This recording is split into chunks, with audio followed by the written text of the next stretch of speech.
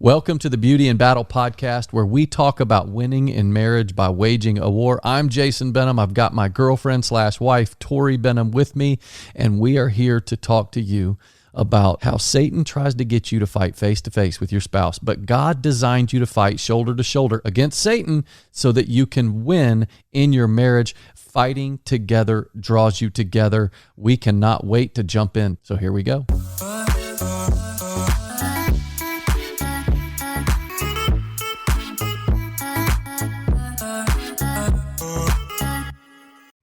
So today we're talking about 3 steps to magnetism.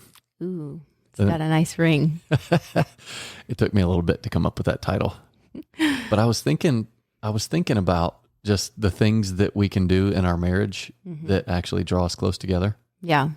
And I was reading some stuff, and then I was thinking through some things, and I just thought, man, there's 3, I know there's 3 specific things that we can do in all of our relationships that's going to magnetize us to each other. And it's going to also, if you're in a situation and you're in a marriage that's struggling right now, you can do these 3 things, very simple things. And it's going to help draw your spouse back to you. Let's get into it. No, you know what though? Before we do this, Tori typically has jokes. She doesn't have any jokes today, but I have a couple. Do you? Okay. Yeah. Okay. You ready? Go for it. What do you call a pig that does karate? What do you call a pig that does karate? Pork chop. Oh, I'm not done. Okay. I'm not done. Why did the bike fall over? Why? Because it was too tired. What? It was too tired. Oh. It has 2 tires, Tor. That took me a minute. Okay. Yeah. Give me a minute. Did you just make those up? No, I just looked them up. Oh, nice. You proud of me? I love it. Thank you.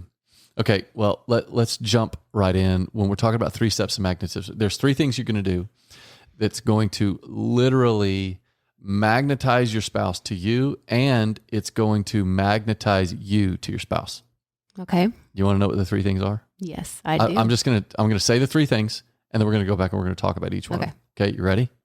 Think, talk, touch. The 3 T's. The 3 T's, like Tori Garland, Canador Benham. But think, talk, touch. Okay, if you're in a situation with your spouse and maybe you feel like you guys have just jumped into a routine and you've fallen into it and you're just going back and forth and there's not really much magnetism there. You don't feel much romance or anything like that. I'm telling you, thinking, talking, and touching in the specific ways we're going to talk to you about are going to change your marriage for the better. If you've got a great relationship with your spouse, then adding this to a part of your repertoire is going to be a great thing for your relationship. So thinking, talking, and touching. Let's talk think first. Okay. When we're talking about thinking, we're talking about specifically thinking a positive thought about your spouse. Yeah.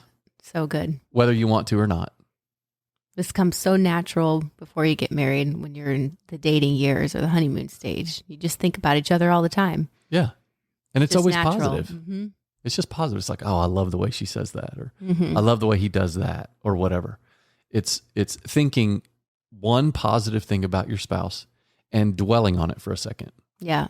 Like find yourself in a situation where you're driving to the grocery store or you're driving to work or whatever. Turn the radio off, or even better, turn a song on that you guys have always liked together and think something positive about your spouse. If it means you have to go back into the archive, do it. Yeah. Go back into the archive. Yeah. It makes me think of the, Philippians 4:8.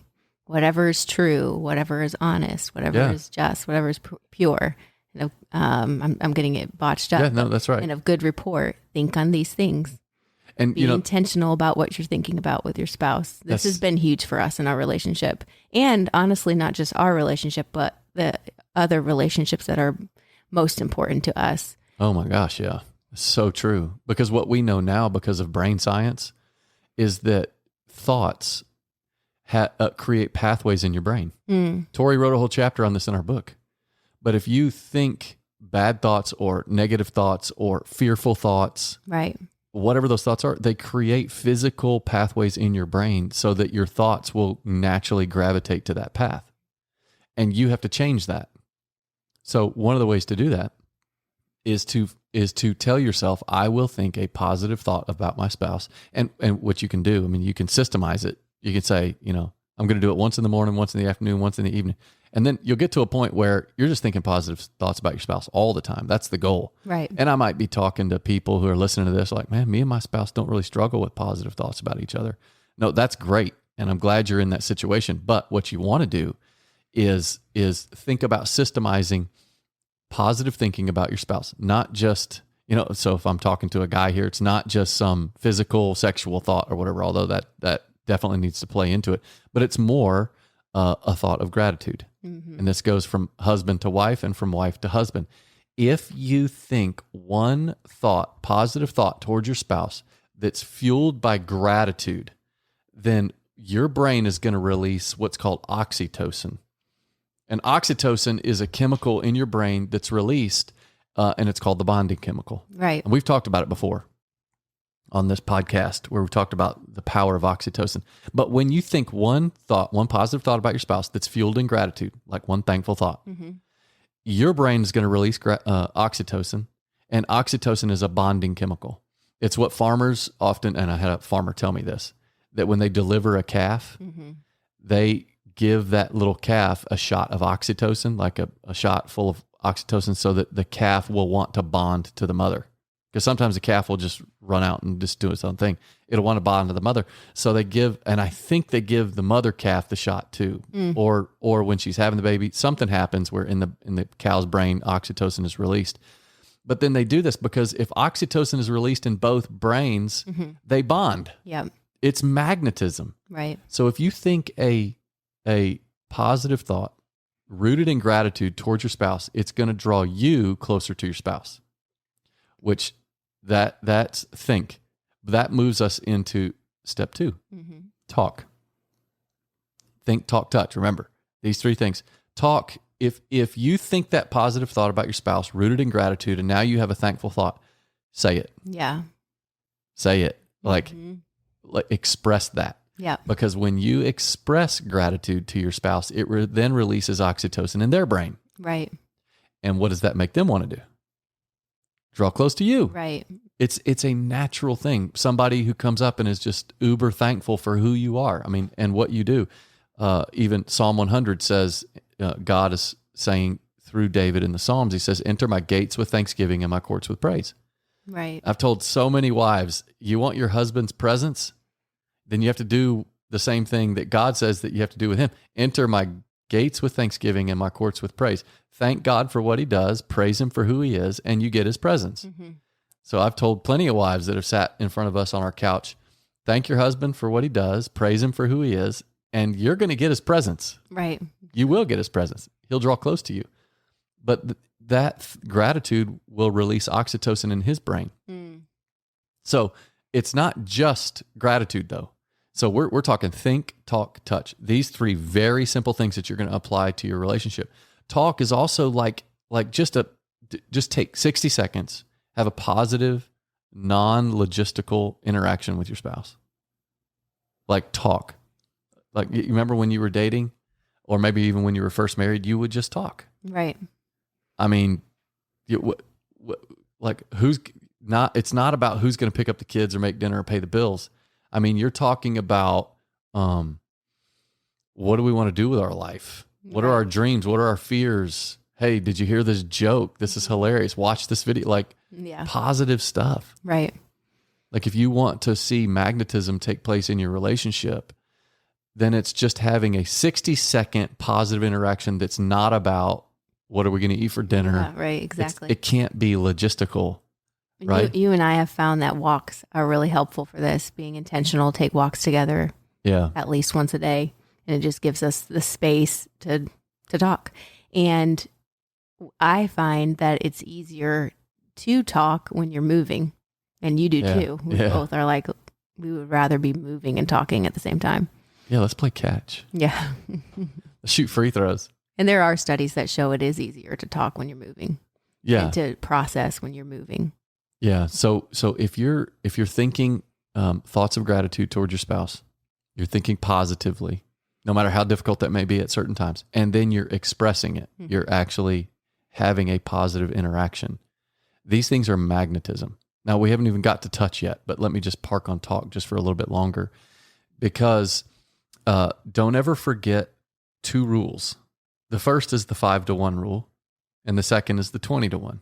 The 5-to-1 rule is, for every negative interaction that you have with your spouse, you need at least 5 positive interactions to wash that out.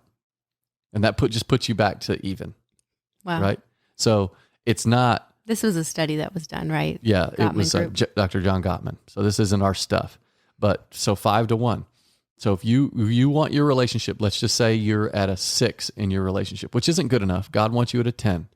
And you can be at a 10, but you're going to need to think, talk, touch. Okay? So let's just say you're at a 6. If you want to stay at a 6 and you guys just had a massive, like, negative interaction with each other, like you got into an argument about something and one of you said something hurtful and the other one responded to that and hurt. And so you guys have both done something like that.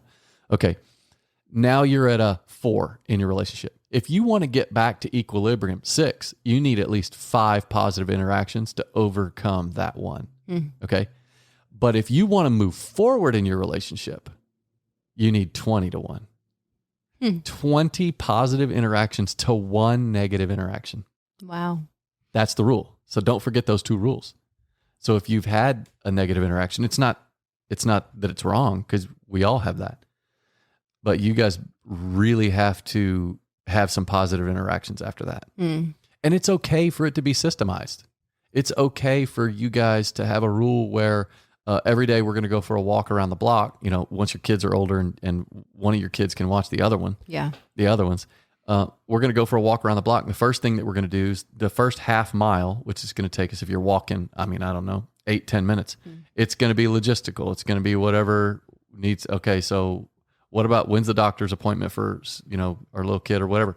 Logistical. And then, for the second half mile, you guys are going to have positive interaction. Right. You're already thinking something you want to say about each other that you appreciate, or something that they did that was good or whatever. And you're going to have positive interactions. It's okay that that's systemized. Right. Because operating inside that system is what will get you to a point where you guys can actually express things that are in your heart. Right. But sometimes you just don't have a system for when you're going to express that. And next thing you know, you're falling asleep and you haven't expressed it. Yeah. You need a system for it. This makes so much sense to me too, because, we've learned that our emotions are typically, they come from 2 root emotions of love or fear. And our bodies operate best and were designed to operate out of love. Yeah. And so this is why we need so much positive affirmation. We need those loving responses, because that's how we operate best. Yeah. Right. And when you are operating out of fear, it drains you. It takes the energy from you. But when you operate out of love, you're thriving. You're operating in your design. Yeah. And so when we can help each other as couples, when I can come alongside of you and love you really well and tell you truth about who you really are, despite how you're behaving in that moment, there might be some things that are true that are negative, but when I focus on what is true and help you to come into alignment with that, that's helping you to thrive the way that you were designed to thrive. Yeah. And if you guys, if you just talk with each other like that, like what Tori is saying, basically that's believing in each other. Mm-hmm. It's believing the best, even though they may not be exhibiting the best. Right. Because God's not just your father, he's your father-in-law. And just think about what your father-in-law feels about their kid. Well, think about what you feel about your kid. Mm-hmm. You may have a son that's 14, 15 years old and he acts the egghead. He's acting like an idiot. Mm-hmm. Well, and you want his friends to show him some grace, give him some slack, or his teachers at school. Like, you're a grown adult. You're 40 years old. My son's 14. I know he said something stupid. Right. But can you please not hold that against him? Yeah. And I think, like, as a mom, I'm able to see the heart of my children. And so they may say something really dumb, but in my heart, I know, no, that's not what they really meant. It just came out wrong. But then when it comes to you, oftentimes I don't take that same approach. That's right. Because I'm not your son, right? I'm your husband and I'm supposed to know better. But in reality, if you do look at that through the eyes of your father-in-law, right? God. Like we're supposed to see people through the eyes of God, right? Well, if he's your father-in-law, then you have to look and think, what would he want me to do or say about his son or daughter right now? And if you're like having a hard time coming up with something, then think about what God thinks about them. Yeah. No, they are made perfect. They are. Now they've been screwed up, by their own decisions, but they're made to be kingdom advancers and conquerors, and we're all more than conquerors. We can do all things through Christ who strengthens us. Listen, if your husband is being the egghead, like your 14-year-old son, then give him a verse. Say, honey, I believe that you could do all things through Christ who strengthens you. I know you're going through a tough time at work, and I know you've said a few things that are kind of harsh to us and the kids, but I believe in you. Wow. I trust you, and trust me, that's going to help. It's so good. This week the last 2 weeks have been challenging weeks for me with unbelief, and just I feel like my faith has been rattled a little bit with this whole thing with Lindy, because I want to believe that I can trust God, but I also feel this sense of responsibility as a mom to know everything and to make wise choices and to be responsible with what I know. And that's been a challenge to juggle, because I'm trying to believe and trust that God is going to help us to make wise decisions. But then I fall back into my limited beliefs of like, well, what if we make the wrong decision, or what if the doctors aren't on their A game, or, all these questions, all these doubts. And I was reading in my devotions this morning, and actually I've been reading this all week because I just keep going back to it. I haven't moved forward because I don't feel like I quite have it. But it's in Hebrews 3. It says in verse 12, "So search your hearts every day, my brothers and sisters, and make sure that none of you has evil or unbelief hiding within you, for it will lead you astray and it will make you unresponsive to the living God." So unresponsive, responsibility is the ability to respond. Yeah. And good. now it's, here I'm trying to be the responsible mom, but it's saying if I am being ruled by unbelief, I will be unresponsive, which is not responsible. Yeah, right. And so this whole kind of thing that I'm going through, where I'm like, well, I need to make sure I need to know everything, but it's kind of, gotten me stuck in this worry and this, kind of taking on the responsibility that's really not mine to take. Like I have to surrender these things to the Lord as we walk through, all these doctor's appointments that we've been going to every week. It's like I literally feel my hands clenched every time I walk in, because, and I can tell I'm just trying to hold on to something. And what I really need to do is to rest in Him and to trust Him. Yeah. But I just thought that was so good, that our unbelief will lead us to, it will make being you unresponsive to the living God. Yeah. Like I think we feel like it's our responsibility to do X, Y, and Z, and then things will go the way they should if we're just responsible. Yeah. But if it's based in unbelief and we're not relying fully on God, then we're going to be unresponsive. That's right. And one of the ways to get past that in your own spiritual walk, honestly, is to voice it. Get up early one morning and voice it to God. Voice exactly what it is that you're feeling. Tell Him what you feel. The same is true when we start talking about think, talk, touch that draws you close in your relationship. The same is true with God. Obviously, we can't touch Him physically, but we can touch His heart with the things that we say, and we think positively. But like going back to what Tori's saying, if you're going through something with your spouse or whatever, and applying this think, talk, touch 3-step system to magnetism, Tori, I could tell that she's the energy gets drained from her when she's operating out of doubt or fear, which happens to moms. Right. I mean, moms naturally are going to hold on to these things, maybe even more so than dads. But if I'm going to apply think, talk, touch, the first thing that I would do as a husband is, now I'm going to think some positive thoughts about Tor. Like, well, who is she? And then maybe speak some of those things into her life, and then reach out and just touch, touch hands, touch shoulder, whatever, and just let you know that I'm in it with you, that kind of thing.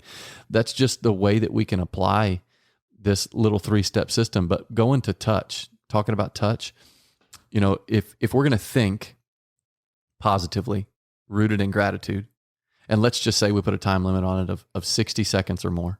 And we're going to talk for 60 seconds or more, touching for 60 seconds or more, a gentle touch, non-sexual. Like you're not moving anywhere with it. Right. This is for the guys out there.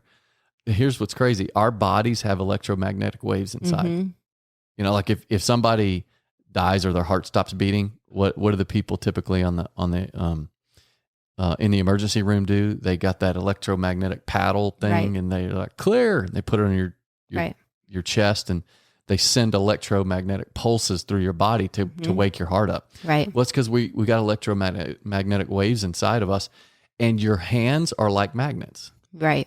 You know, and I just think it's so interesting when you look at the scripture that says, pray for, I forget, Paul was talking about Timothy. He's talking about how he prayed over him with the laying on of hands, and they received certain things. Look, I mean, it's not some voodoo mystical thing, but your hands literally have electromagnetic frequency running through them. If I reach out and touch Tori, she'll start to feel warmth, but then she'll also start to feel love if I do it in the right way. Yeah. You know, it's gentle. So without moving towards something, just a gentle touch, 60 seconds or more.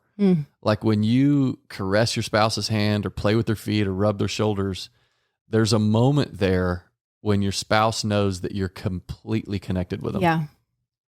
And I think that you really have to let go for us women sometimes, especially women who have small children, who have kids crawling all over them and touching them. And it's like, I remember that stage so well where I'm like, I don't think I can take any more touch. It's too much. But it is so, so true that there is something really, really special about touch. Like as I've kind of began to look at it differently. And I think that for so long it was like, wait, where are you going with this? Right. And I don't have I can't do that right now. So please don't touch me. Yes. But I've really tried to let go of that and just be like, okay, I'm not going to let fear of something happening that I don't want it to happen to come in the way of me enjoying the touch of my husband like this. And so if you can really intentionally let that fear go and be like, you know what, I'm not going to worry about where this is going. I'm going to let there's power in touch. And sorry, I fully cut you off. Go ahead. No, go ahead. Okay. Well, I was going to say, going with what Tori said, and she said, you know, for the wives, let yourself kind of sit in that moment and enjoy the touch of your husband. One of the things that I found as a husband that helped get her to a point where she could do that was that she could trust that not every time I touched her a certain way, that it had to lead to something, right? It didn't always have to lead to sex or whatever. It's like, but she was open with me to say, okay, yeah, so I've been in the house with the kids all day and they've been jumping all over me right now. I mean, what are you thinking? You just touched me whatever it is.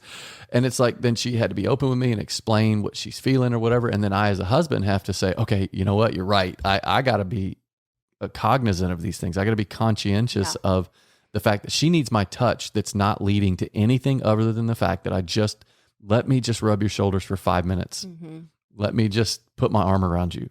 Let me massage the fat part of your hand, you know, right by your thumb. Just give me your hand real quick, you know, like that kind of stuff. And just, if you fill your marriage with a few of these moments every single day, like think, talk, touch. Yeah.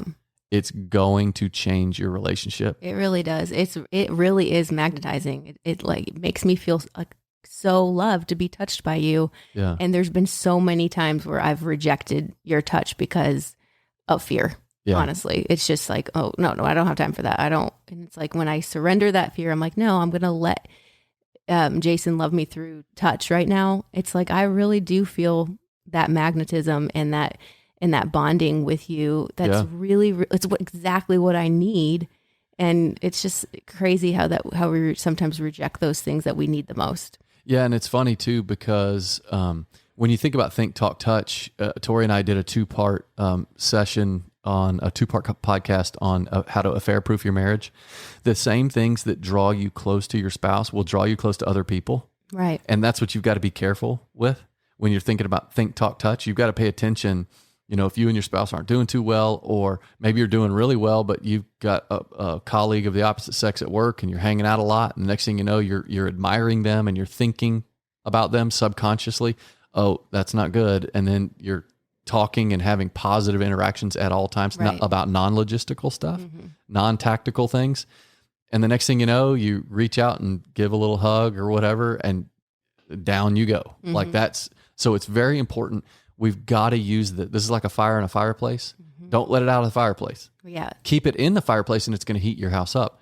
Thinking 60 seconds or more positive about your spouse, rooted in gratitude. Talking 60 seconds or more, positive interaction, rooted in gratitude, and touching 60 seconds or more, gentle touch. Do this several times a day and watch what happens to your relationship. I like it. I'm sitting here staring at Tori like, am I done? I don't know. I don't have anything else to say. I think that was perfect. Let's wrap it up. Okay. Can I do a would you rather? Yeah. Okay. So would you rather eat ice cream, like the best ice cream you could think of? Tillamook. Tillamook ice cream is actually very good. Would you rather eat ice cream or a brownie or a soft, cold chocolate chip cookie? Now, some people might not like it cold. Some people like it warm, but just soft chocolate chip cookie. So tell me, which one? Ice cream, brownie, chocolate chip cookie? Probably ice cream. Ice cream? Yeah. If you get the right brownie kind. batter. Ooh, not the brownie. Yeah. Now, Tori's letting you in on a little secret. She's a brownie batter fanatic. Yeah. I don't care about raw eggs. Give me all the raw eggs. I don't care. So good. I'm probably going to do ice cream. I'm going to go to Kilwin's and I'm going to get their chocolate chip. And then I'm going to have them put has the best ice cream. Listen, guys, you got to do this. 3 dark chocolate peanut clusters that they make. Put that on top of said chocolate chip ice cream. And it's a party in your mouth. Jason likes to mix everything. I like everything separate. He is a mixer. Mix it.